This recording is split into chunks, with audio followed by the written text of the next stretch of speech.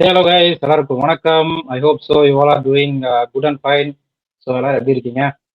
நீங்கள் பார்க்கலாம், என் பக்கத்தில் யார் உட்காந்துட்டு இருக்காங்க எவ்வளோ அழகான்னு பார்த்தீங்கன்னா அவரை பற்றி இன்னும் ஒரு ஃபியூ மினிட்ஸில் அவரை பற்றி நான் சொல்கிறேன்.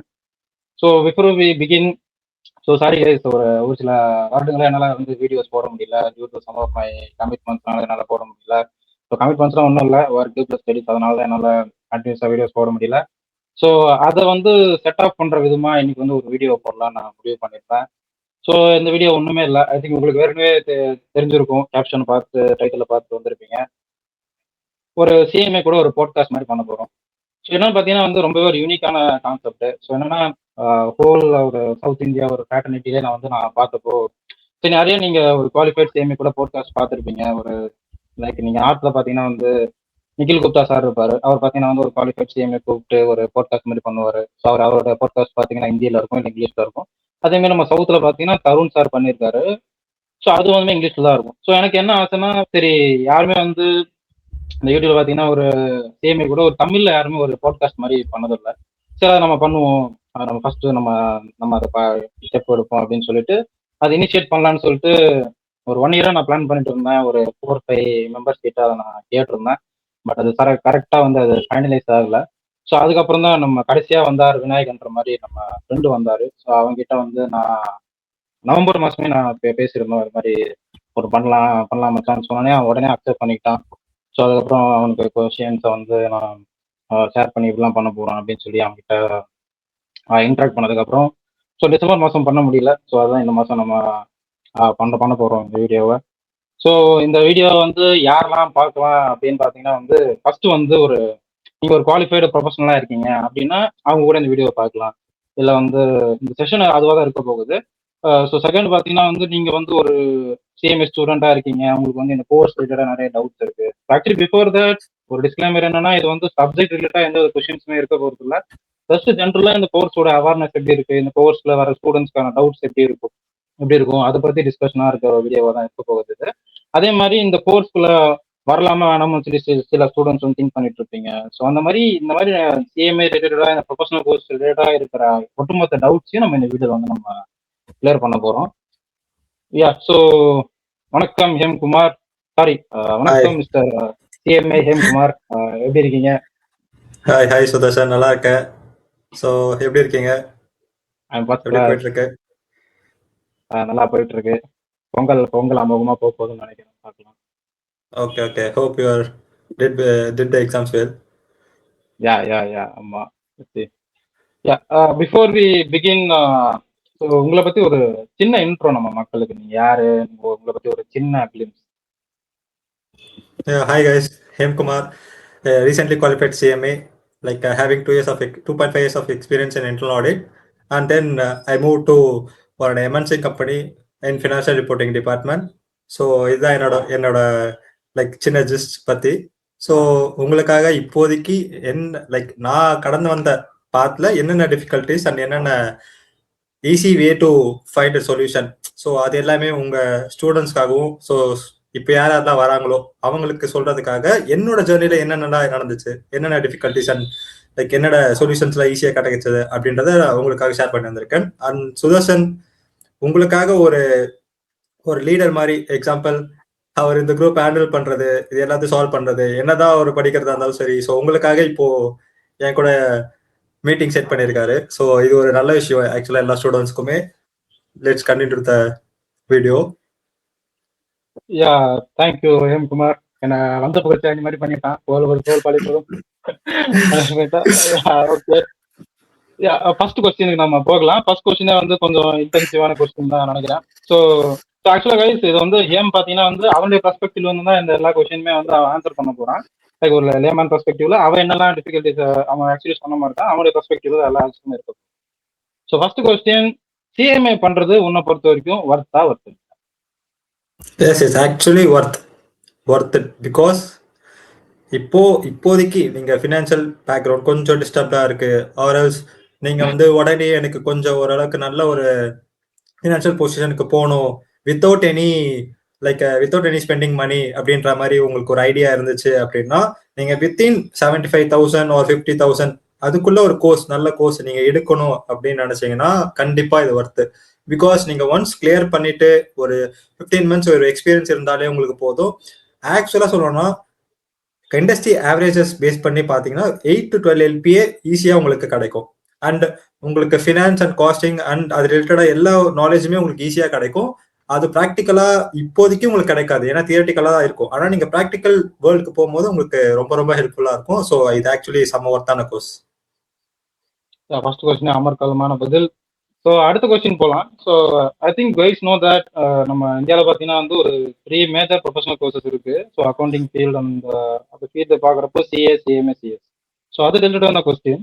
ஸோ இந்த 3 ப்ரொஃபஷனல் கோர்ஸ் இருக்கு, சிஏ, சிஎம்ஏ, சிஎஸ். பட் நீ ஸ்பெசிஃபிக்கா சிஎம்ஏ சூஸ் பண்ண ஓவர் சிஏ ஆர் சிஎஸ், ஏதாவது ரீசன் இருக்கா? ஃபர்ஸ்ட் மெயின் ரீசன் என்னன்னா, எனக்கு ஃபர்ஸ்ட் சிஎம்ஏன்னு எனக்கு எல்லாருக்கும் 11th 12th படிக்கும்போது எல்லாரும் சிஏ எல்லாம் ஆடிட்டர் அப்படிதான் சொல்லிட்டு இருந்தாங்க. எனக்கு வந்து சிஎம்ஏன்னு ஒரு கோர்ஸ் இருக்கு, சிஎஸ்னு ஒரு கோர்ஸ் இருக்குன்னு யாருமே சொன்னதே கிடையாது. ஃபர்ஸ்ட் எங்க வைஸ் பிரின்சிபல் சொன்னாங்க சிஎம்ஏன்னு ஒன்று இருக்கு, சைமா யூகேன்னு ஒன்று இருக்கு, லைக் இதை தவிர்த்து சிபிஏ, சிஎஃப்ஏ இந்த மாதிரி நிறைய கோர்சஸ் எல்லாம் இருக்கு அப்படின்னு.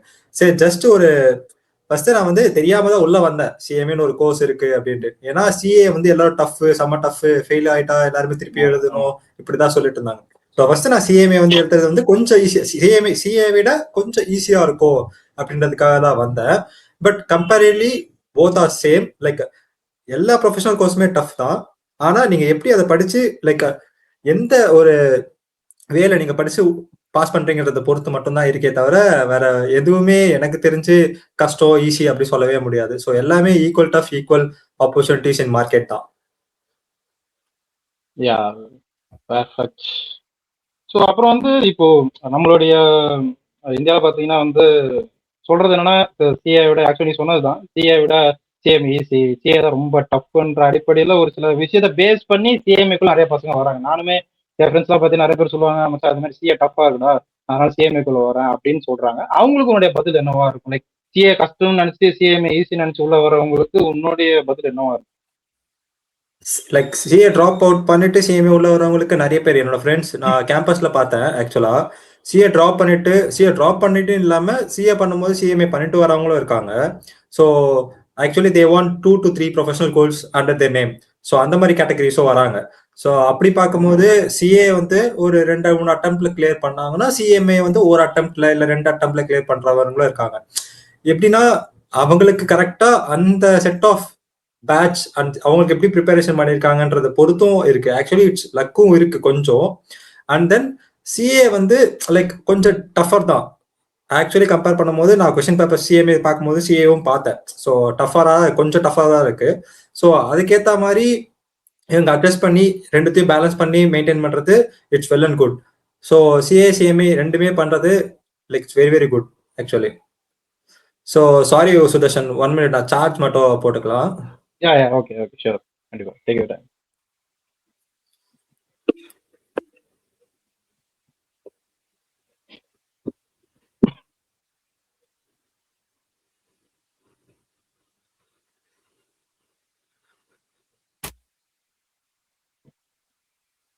அதே மாதிரி நம்ம குரூப்லயும் நான் வந்து போட்டிருந்தேன், இது மாதிரி ஒரு குவாலிஃபைட் சிஎம்ஏ கூட ஒரு 1-on-1 பண்றோம்னு. நீங்களும் ஒரு சில கொஸ்டின்ஸ் எல்லாம் கேட்டிருந்தீங்க.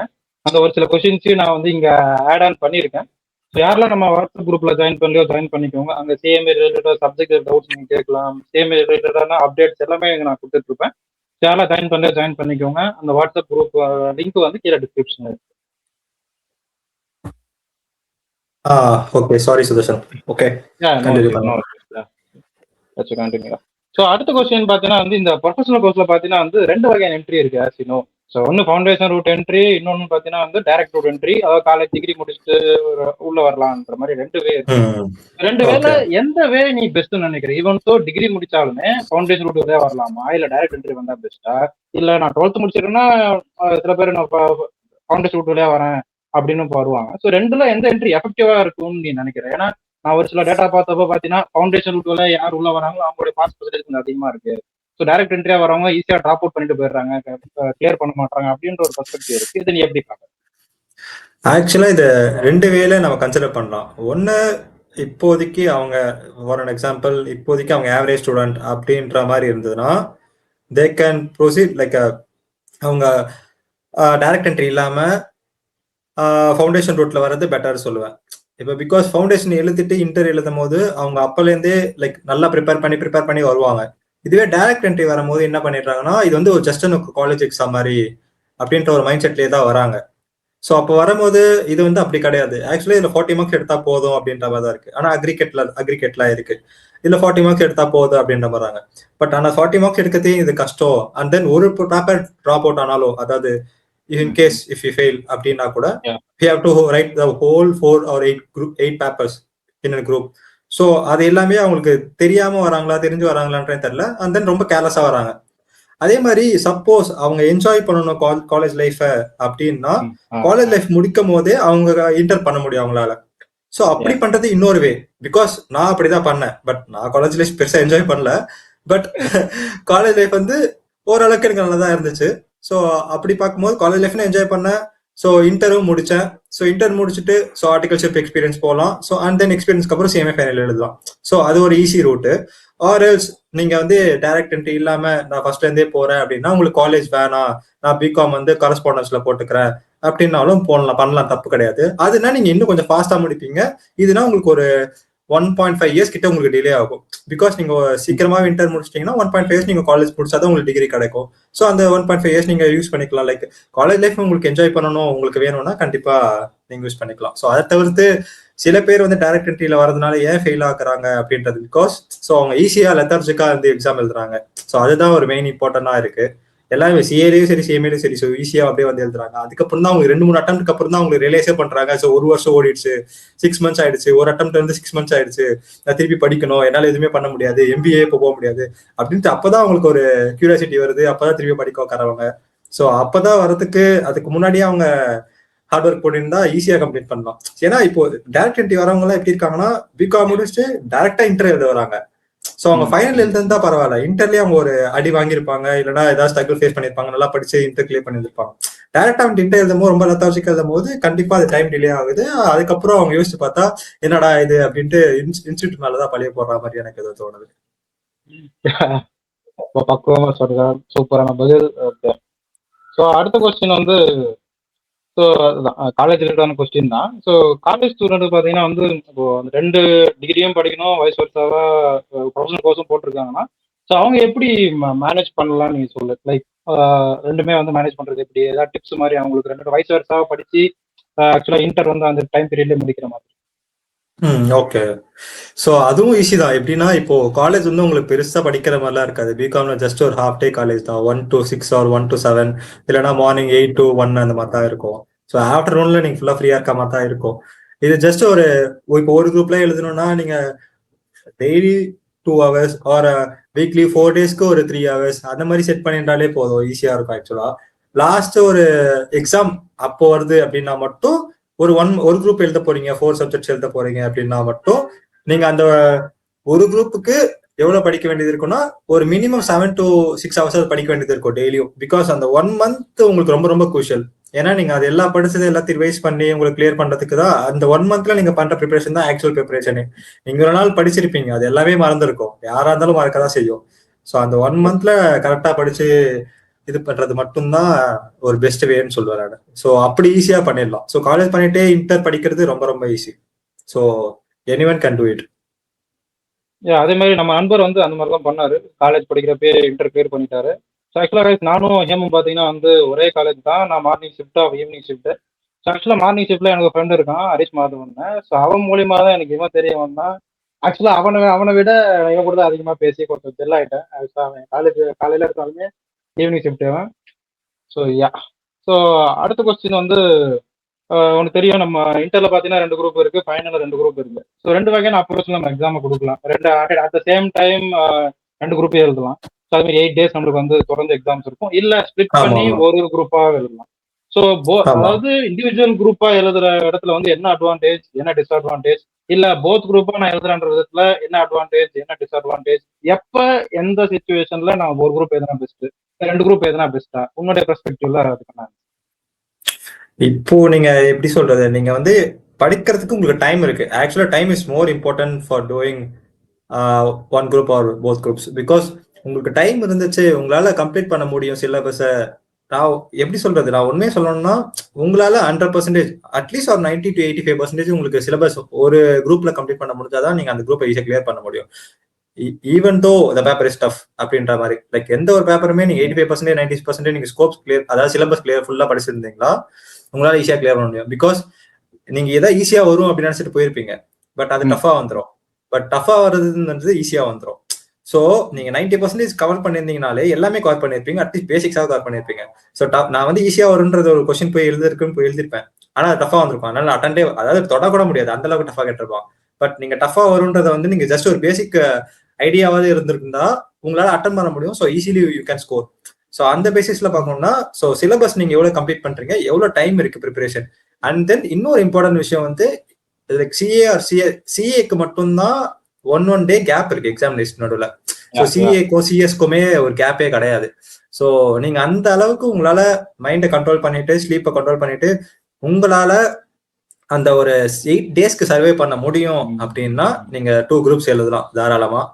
ஸோ அப்படி இல்லை, எனக்கு அந்த அளவுக்கு கண்ட்ரோல் பண்ண முடியாது, இந்த இவ்வளவு சிலபஸ் அதிகமா இருக்கு, ஸோ 8 டேஸ் என்னால மேனேஜ் பண்ண முடியாது, 8 டேஸ்ல என்னால கஷ்டம் ஸ்லீப் இல்லாம. 8 டேஸ்க்கு ஆக்சுவலா உங்களுக்கு ஸ்லீப் பண்ணா லைக் நார்மலாவே உங்களுக்கு எக்ஸாம் டேஸ்ல ஒரு 5 to 6 hours தான் ஸ்லீப் கிடைக்கும், அந்த ஒரு ஒன் டேஸ் கேப் இருந்தாலுமே சரி. இப்போ தனித்தனி குரூப் இருந்தாலும் சப்போஸ் நீங்க 2 குரூப்ஸ் சேர்த்து எழுதி 8 சப்ஜெக்ட் சேர்த்து எழுதுறீங்க அப்படின்னா உங்களுக்கு 2 to 3 hours தான் ஸ்லீப்பே கிடைக்கும் maximum.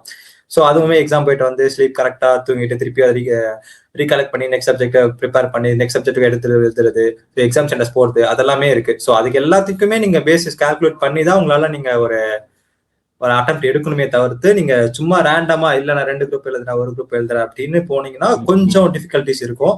Because time and syllabus is very very waste.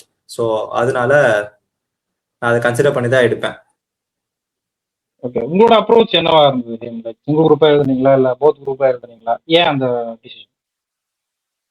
நான் என்னை பொறுத்த வரைக்கும் என்னோட பாயிண்ட் ஆஃப் வியூல பாக்குறோம்னா எனக்கு கெப்பாசிட்டி ரெண்டுமே எழுதுறது இருந்தாலுமே என்னால அந்த 8 டேஸ் வந்து என்ன சர்வை பண்ண முடியாது அப்படின்னு எனக்கு ஒரு ஃபீல் இருந்துச்சு. அண்ட் தென் என்னோட சேஃபர் சைடுக்காக டைம் மேனேஜ்மெண்ட் சைடு பாக்கணும்டா, இப்போ நான் 2 குரூப்பே எழுதி நான் ஒரு அட்டெம்ப்ட் போனா கூட எனக்கு நெகட்டிவா ஃபீல் ஆகும். பிளஸ் அதே மாதிரி 6 months டிலே ஆயிடுச்சு அப்படின்ற ஒரு டைம் வேஸ்ட் ஆகக்கூடாது அப்படின்றதுக்காக நான் ஒரு குரூப் தான் ப்ரிப்பேர் பண்ணேன். ஒரு குரூப் ஃபுல்லா 95 to 100% ஃபுல் சிலபஸ் கம்ப்ளீட் பண்ணேன். கம்ப்ளீட் பண்ண உடனே அதை போய் எழுதுனேன். ஸோ அது எல்லாத்துலயுமே எக்ஸம்ஷன் வரணும் அப்படின்ற ஒரு பாயிண்ட் ஆஃப் வியூல தான் போய் எழுதுனேன். ஸோ அப்படி எழுதினாலே கண்டிப்பா மினிமம் ஸ்கோர் பண்ணிடலாம், லைக் 40 or 50 ஈஸியா ஸ்கோர் பண்ணிடலாம்.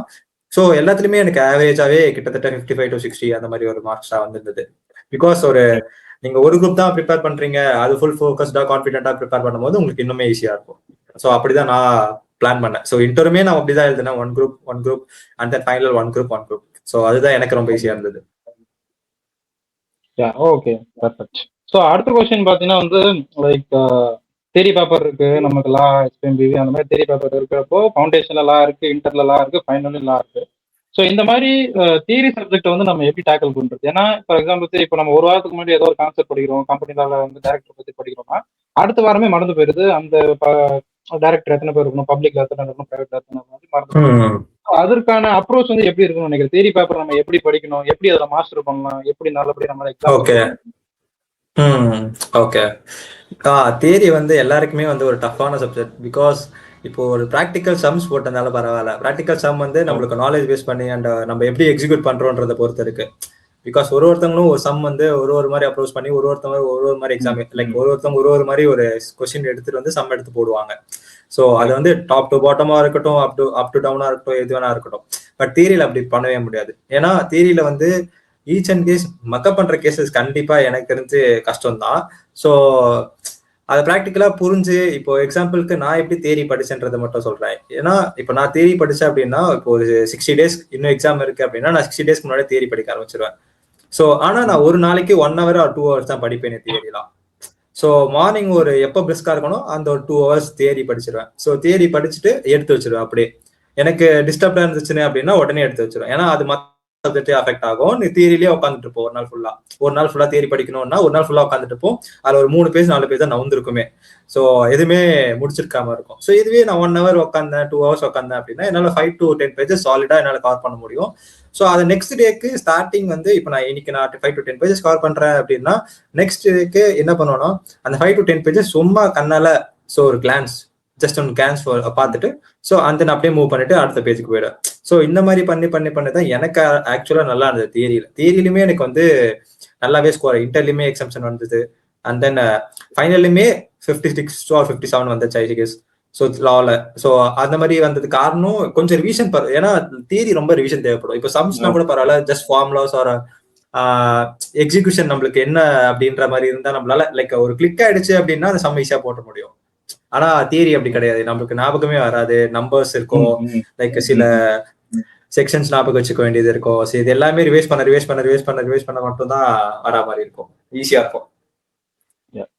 ஸோ இப்போ வந்து இந்த தியரி பேப்பர் ரிலேட்டடா பாக்குறப்போ நிறைய பேர் நான் பாக்குறேன் தியரி வந்து மக்கப் பண்ணிட்டு போய் எழுதுறாங்க. ஸோ மக்கப் பண்ணிட்டு போய் எழுதுறதுக்கும் நம்ம புரிஞ்சுட்டு போய் எழுதுறதுக்கும் லைக் எப்படி லைக் எக்ஸாம் வேல்யூஷனா டிஃபர் ஆகுமா? ஆக்ட் படி okay, sections okay, act okay, மற்றபடி நம்ம டிஸ்கிரைப் பண்ற விதம் வந்து இம்ப்ரிண்ட் மாதிரி புக்ல இருக்கிறபடி தான் இருக்கணுமா, இல்ல நம்ம என்ன புரிஞ்சு எழுதணுமோ அந்த மாதிரி எழுதுனா மார்க் வருமா? உங்களோட பெர்ஸ்பெக்டிவ்ல நீ எப்படி பாக்குற?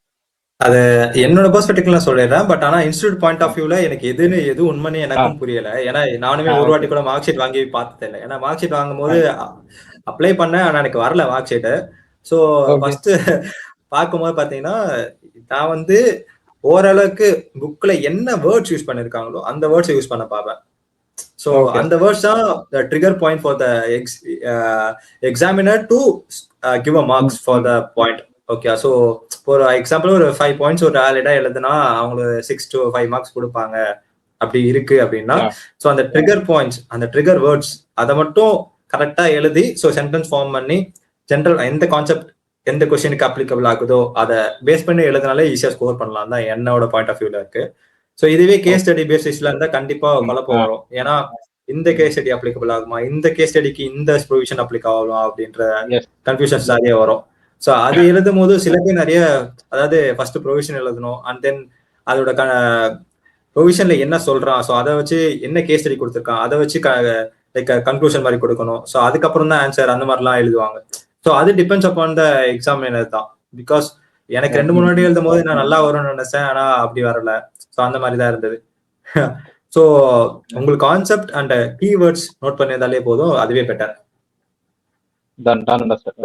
ஸோ அதே மாதிரி இப்போ நம்ம வந்து எக்ஸாம்ஸ் எழுதுறோம். ஸோ எக்ஸாம்ஸ் எழுதுறப்போ ஒரு சில பேப்பர் நமக்கு கஷ்டமா ஃபீல் ஆகும். இப்போ தேரி பேப்பர் பார்த்தீங்கன்னா வந்து ஒரு லென்த் கிட்ட எழுதுவோம். அப்படின்னு இருக்கிறப்போ டைம் மேனேஜ்மெண்ட் வந்து எக்ஸாம்ல எப்படி பண்ணா பெஸ்ட்? லைக் இந்த பேப்பரை பேஸ் பண்ணி தான் வருமா, இல்ல லைக் வந்து கடைசி ஃபர்ஸ்ட் ஆரம்பிப்பாங்க, ஒன் நோட்ஸ் வந்து கடைசியாக எழுதுவாங்க. ஸோ அந்த டைம் மேனேஜ்மெண்ட்ன்றது எப்படி பண்ணா ஒரு ஒரு டீசென்ட் லெவலில் நம்மளால எக்ஸாம்ஸ் வந்து ஸ்டிப்புலேட்டட் டைம் பீரியட்ல முடிக்க முடியும்?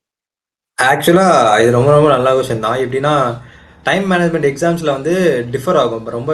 எப்படின்னா அது depends upon the question paper தான். Depends upon the question paper and subject. Because வந்து எக்ஸாம்பிளுக்கு டிடி எழுதும் போதுலாம் ஈஸியா டைம் பத்தும் அப்படின்ற மாதிரி இருக்கும். பட் ஆனா கொடுத்துருக்க கொஸ்டின்ஸ் எல்லாம் பார்க்கும்போது ட்ரிக்கியா இருக்கும். சால்வ் பண்ணும் போது தான் நம்மளுக்கு அந்த ஒரு ட்ரிக்கினஸே தெரியும், இங்க ஒரு ட்விஸ்ட் இருக்கு, அங்க ஒரு ட்விஸ்ட் இருக்கு அப்படின்ட்டு. ஸோ நீங்க எடுத்த உடனே அந்த ரீடிங் டைம்ல 15 minutes இருக்குல்ல, ஸோ அந்த 15 minutesல என்னோட எக்ஸ்பீரியன்ஸ் சொல்லணும்னா அதை நான் யூஸ் பண்ணேன், பட் அதை ப்ராப்பரா யூட்டிலைஸ் பண்ணல. அந்த 15 minutes டைம் வந்து நீங்க ப்ராப்பரா யூட்டிலைஸ் பண்ணி கரெக்டா என்னென்ன கொஸ்டின்ல என்னென்ன ட்ரிக் இருக்கு அப்படின்ட்டு ஜஸ்ட் ஒரு அண்டர்லைன் பண்ணி, ஸோ எந்த கொஸ்டினை ஃபர்ஸ்ட் ஈஸி கொஸ்டின்ஸ்லாம், ஏதாவது easy to score questions first ஒரு 100, அதாவது 100 மார்க்ஸ் தான் நம்மளுக்கு எக்ஸாம்ஸ். பட் ஆனா நம்மளுக்கு 120 மார்க் கிட்டத்தட்ட எக்ஸாம் பேப்பர் வரும், இன்க்ளூடிங் எக்ஸெப்ஷன் லைக் உங்களுக்கு சாய்ஸ் கொடுத்துருப்பாங்க, ஆல்டர்னேட்டிவ் சாய்ஸ். ஸோ அதையும் சேர்த்து 120 மார்க்ஸ். நீங்க 120 மார்க்ஸ் 50 to 60 மார்க் எடுத்தா உங்களால லைக் 50% ஈஸியா எடுக்கலாம். ஸோ கொஸ்டின் பேப்பரை ரீட் பண்ணிட்டு எங்க ட்விஸ்ட் இருக்கு, எங்க கஷ்டமா இருக்கு, அதெல்லாம் மட்டும் ஒரு பேப்பர்ல நோட் பண்ணிட்டு அதுக்கப்புறம் எதெல்லாம் ஈஸியான கொஸ்டின்ஸ், நான் ஆக்சுவலா எப்படி எழுதணும்னா எந்தெந்த கொஸ்டின்ஸ்லாம் ஃபர்ஸ்ட் ஈஸியா இருக்கு அந்த கொஸ்டின் நம்பர்லாம் ஃபர்ஸ்ட் எழுதுவேன், அந்த கொஸ்டின் எல்லாம் ஃபர்ஸ்ட் முடிப்பேன். அந்த கொஸ்டின்லாம் ஃபர்ஸ்ட் முடிச்சா எனக்கு ஆக்சுவலா இதெல்லாம் எனக்கு ஓகே, இதெல்லாம் எனக்கு கையில இருக்கு இந்த மார்க்ஸ்லாம். ஸோ இந்த கொஸ்டின்ஸ் எல்லாம் கம்ப்ளீட் பண்ணா I can able to score this much of figure அப்படின்ற மாதிரி எனக்கு தெரிஞ்சிடும். ஸோ அதுக்கப்புறம் எது டஃபா இருக்கிறது எல்லாமே கிராக் அவுட் பண்ணி எடுத்துட்டு வரணும். ஸோ அந்த மாதிரி பண்ணா ஈஸியா இருக்கும் எக்ஸாம்ஸ்ல. ஸோ அடுத்து வந்து இது வந்து ஆர்டிகிள்ஷிப் சம்மந்தப்பட்டமான ஒரு கேள்வி. நம்ம வந்து கண்டிப்பா ஆர்டிகிள்ஷிப் பண்ணே ஆகணும். போனோடனே வந்து இன்டர் கம்ப்ளீட் பண்ணியோ இல்லை இன்டர் படிக்கிறதுக்கு நம்ம ஆர்டிகிள்ஷிப் பண்ணலாம். ஸோ 2 இடத்துல நம்ம ஆர்டிகிள்ஷிப் போக முடியும். ஒன்று ஃபார்முக்கு போகலாம், இல்லை கம்பெனிக்கு போகலாம். ஸோ இது 2 கம்பெனி இந்த sense maybe service sector or manufacturing sector, சில இன்ஸ்டியூட் ரூல்ஸ் நம்ம வந்து ஃபுல்ஃபில் பண்ணா அங்கே போகலாம். ஸோ ஃபார்முக்கு போகிறது whether it maybe CMA firm or CA firm or ஒரு கம்பெனி, ரெண்டுத்துல எது போறதா பெஸ்ட்? ஏன்னா நிறைய ஸ்டூடெண்ட்ஸ் வந்து கன்ஃபியூஸ் ஆகிறாங்க. லைக் ஃபேமுக்கு போனா ஒரு சில டிராபேக்ஸ் இருக்கு. லைக் சேலரி மேபி ஸ்டைபண்ட் கம்மியா இருக்கும். ஆனா சைடு வருஷம் கம்பெனில பாத்தீங்கன்னா ஸ்டைபண்ட் நல்லா இருக்கும், ஆனா ஒர்க் நேச்சர் எப்படி இருக்கும்னு தெரியாது. ஆனா ஃபேம்ல நல்லா பார்த்துப்பாங்க. ஸோ இந்த மாதிரி ஸ்டூடெண்ட்ஸ் வந்து ஒரு டைலமால இருக்கிறப்போ அவங்க எந்த இடத்த ஃபிக்ஸ் பண்ணா பெட்டரா இருக்கும்? லைக் இவன் கேம்பஸ்க்கும் போயிருக்க, கேம்பஸ் பிளேஸ் சொல்லி நிறைய அவனுக்கு எக்ஸ்பீரியன்ஸ் கிடைச்சிருக்கும், யார் யாருக்கு எப்படி செலக்டிவ் ஆனாங்க அந்த மாதிரின்றப்போ ஃபேம்ல ஆர்டிகல்சி பண்ணியிருந்தா பெஸ்டா இல்ல கம்பெனில பண்ணியிருந்தா பெஸ்டா? அதுவுமே எப்படி சொல்றது, இப்போ வந்து நீங்க ஃபேம் வந்து ஒரு ஜஸ்ட் ஒரு சின்ன ஒரு கம்பெனி, ஜஸ்ட் மேக்ஸிமம் எனக்கு தெரிஞ்சு பாத்தீங்கன்னா ஒரு 80 to 100 மெம்பர்ஸ் தான் இருப்பாங்க, அதாவது ஒரு லார்ஜ் சைஸ் ஃபேம்லயே சரி. ஸோ பிக் ஃபோர்ஸ் வந்து apart from the category. So அதை நான் இப்போதைக்கு நெக்ஸ்ட் பேசலாம். ஸோ ஃபர்ஸ்ட் ஃபேம், அதாவது கார்பரேட்ன்றது வந்துச்சுன்னா இண்டஸ்ட்ரி. ஸோ அது இண்டஸ்ட்ரின்றது பக்கா கார்பரேட். லைக் உங்களுக்கு வந்து உங்களுக்கான ஒரு பக்கா ரெஸ்பான்சிபிலிட்டிஸ் இருக்கும். So you have to do that responsibility alone அப்படின்ற மாதிரி இருக்கும். ஸோ அந்த ரெஸ்பான்சிபிலிட்டி மட்டும் பண்ணிக்கிட்டா யூ கேன் சர்வே இந்த கார்பரேட். ஸோ அந்த மாதிரி இருக்கும். கார்பரேட்ல எனக்கு பொறுத்த வரைக்கும் என்ன, நான் லைக் என்னோட அண்டர்ஸ்டாண்டிங் அண்ட் என்னோட எக்ஸ்பீரியன்ஸ் எல்லாம் பொறுத்த வரைக்கும் பாத்தீங்கன்னா கார்பரேட்ல கொஞ்சம் எனக்கு தெரிஞ்சு லேர்னிங் பேஸ் கொஞ்சம் கம்மியா இருக்குமோ அப்படின்ற மாதிரி ஃபீல் ஆச்சு. ஸோ இதுவே ஒரு ஃபேம் சைட்ல அப்படி போனீங்கன்னா உங்களால ஃபேம் சைட்லயுமே நீங்க வந்து ஒர்க் பண்ற விதத்தை பொறுத்து இருக்கு. எக்ஸாம்பிள் இப்போ நீங்க இன்டர்னல் ஆடிட் பண்ணீங்கன்னா இன்டர்னல் ஆடிட் வந்து எல்லா டிபார்ட்மெண்ட்ஸும் இன்டர்னல் ஆடிட் பண்ணுவீங்க. ஸோ இன்டர்னல் ஆடிட்ல எல்லா ஒரு டிபார்ட்மெண்ட்ஸோட எப்படி ஒர்க் ஆகும், எல்லா டிபார்ட்மெண்ட்ஸ் எப்படி ஃபங்க்ஷன் ஆகுது, ஸோ அது எல்லாமே தெரிஞ்சுக்க ஈஸியா இருக்கும். ஸோ அது வந்து உங்களோட ஓவரால் ஸ்கோப் கொடுக்கும் இண்டஸ்ட்ரி ஃபுல்லாவே. ஸோ அதாவது எப்படி கார்பரேட் ஒர்க் ஆகுதுன்றது கொடுக்கும்.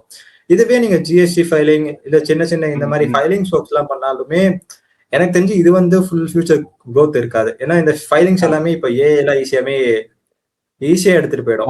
ஸோ இதெல்லாம் வந்து ஜஸ்ட் காமனர் பண்ண வேண்டிய ஒர்க் இதெல்லாம். ஸோ இன்டெலெக்சுவலா பண்ணாதான் ஈஸியா இருக்கும், like for the growth of professional students. So அதுதான் ஈஸியா இருக்கும்ன்ற மாதிரி எனக்கு இருந்தது. இப்போ கார்பரேட்லயுமே நிறைய இருக்கு. அப்படி பாத்தீங்கன்னா எம்ஐஎஸ் ஒர்க் பண்றது, ஃபினான்ஸ் டிபார்ட்மெண்ட்ல ஆக்சுவலா அண்டர்ஸ்டாண்ட் பண்ணிட்டு O2C அண்ட் P2P ப்ராசஸ்ல தெரிஞ்சுக்கிட்டு ஒர்க் பண்றது அதுவுமே பெட்டரா இருக்கும். ஸோ கார்பரேட் வேர்ல்டுக்கு நானுமே இப்பதான் கொஞ்சம் புதுசு. ஸோ கார்பரேட் வேர்ல்ட்ல எனக்கும் அவ்வளவு ஐடியா கிடையாது. பட் ரெண்டுமே ஃபைன் தான். But reputation of the firm and knowledge what we are getting அப்படின்றத மட்டும் நீங்க மத்த எம்ப்ளாயிஸ் அவங்க ஏற்கனவே இருக்கவங்க கிட்ட கேட்டுட்டு உள்ள போறது பெட்டரா இருக்கும் நான் சொல்லுவேன். ஓகே. அப்புறம் வந்து ஃபேம் பாத்தீங்கன்னா வந்து சிஎம்ஏ ஃபேம் ஜாயின் பண்ணா பெஸ்டா இல்ல சிஏ ஃபேம் ஜாயின் பண்ணா பெஸ்டா இல்ல அதுவுமே டிபெண்ட்ஸ் தானே, லைக் இல்ல ஒர்க் நேச்சரை பொறுத்து அப்படி உன்னுடைய அதுல ஒரு பாயிண்ட்? இப்போ ரியாலிட்டி என்னன்னா சிஎம்ஏ ஃபர்ம்ஸ் ரொம்ப ரொம்ப கம்மி இந்தியால ஆக்சுவலா. ஸோ ஏன் அப்படி இருக்குன்னா சிஏக்கு ஏன்னா அவங்க ஸ்டாட் ஆடிட் பண்ணுவாங்க, மெயினா stat and tax audit. So அவங்களுக்கு வந்து ரொட்டேஷன் கடை இருக்கு. அதாவது 2 consecutive years, 5 years or 5 years plus 10 years மட்டும் தான் அவங்களால பண்ண முடியும். ஸோ அதுக்கப்புறம் கிளைண்ட் பேஸ் அப்படிங்கவே அவங்களுக்கு டோட்டலா சேஞ்ச் ஆகும். பட் சிஎம்ஏ காஸ்ட் ஆடிட்க்கு அப்படி கிடையவே கிடையாது. ஸோ ஃபார் எக்ஸாம்பிள் இப்போ ஒரு கிளைண்ட் வந்து என்கிட்ட 10 years இருக்காங்கன்னா அவங்க 50 years இருப்பாங்க, 100 years இருக்கும் கூட இருப்பாங்க. ஸோ அந்த மாதிரி சேஞ்ச் ஆக வாய்ப்பே இல்லை. ஸோ இப்போ சிஎம்ஏ காஸ்ட் ஆடிட் பண்றவங்க எல்லாருமே வந்து என்ன பண்ணிட்டாங்க, சிஎம்ஏ ஃபார்ம்ல இருக்கவங்க எல்லாமே டாக்ஸ் பக்கம் போறது ஆர் ஜிஎஸ்டி ஃபைலிங்ஸ், ஜிஎஸ்டி பக்கம் போறது, இந்த மாதிரிதான் எனக்கு தெரிஞ்சு பண்ணிட்டு இருக்காங்க எல்லா சிஎம்ஏ ஃபார்ம்ஸுமே. ஸோ சிஎம்ஏ ஃபார்ம்ஸ் ஆரம்பிச்சு அவங்களுக்கு கான்ட்ரிபியூட் பண்றது அந்த நாலேஜ் கெயின் பண்றது அது எல்லாமே பிரச்சனையே கிடையாது. பட் உங்களுக்கு இண்டிவிஜுவலா இப்ப நீங்க சிஎம்ஏ ஃபார்ம் ஸ்டார்ட் பண்ணணும், சிஏ ஃபார்ம் ஸ்டார்ட் பண்ணணும் அப்படின்ற பட்சத்துல you can join CMA firm or CA firm. So அது okay. So CA firm is actually better than CMA அப்படின்ற மாதிரியும் சொல்லலாம். பிகாஸ் சிஎம்ஏ ஃபார்ம்ஸ் எல்லாமே ஸ்டார்ட் அப்ஸா இருக்காங்க எல்லாருமே. அப்ப சிஏ ஃபார்ம்ஸ் அப்படி இல்லை. ஏன்னா அவங்க ரொம்ப எக்ஸ்பீரியன்ஸா, ஏன்னா முன்னாடில இருந்தே அவங்க ரொம்ப இருக்கிறதுனால ஸோ வெல் ரெப்யூட்டட் ஃபார்ம்ஸ் நிறைய இருக்கு. ஸோ அவங்க கிட்ட இருந்து வரும்போது உங்களுக்கு extra knowledge and extra resources ஈஸியா கிடைக்கிற மாதிரி இருக்கு. ஸோ அதனால சொல்லலாம். Okay, well side.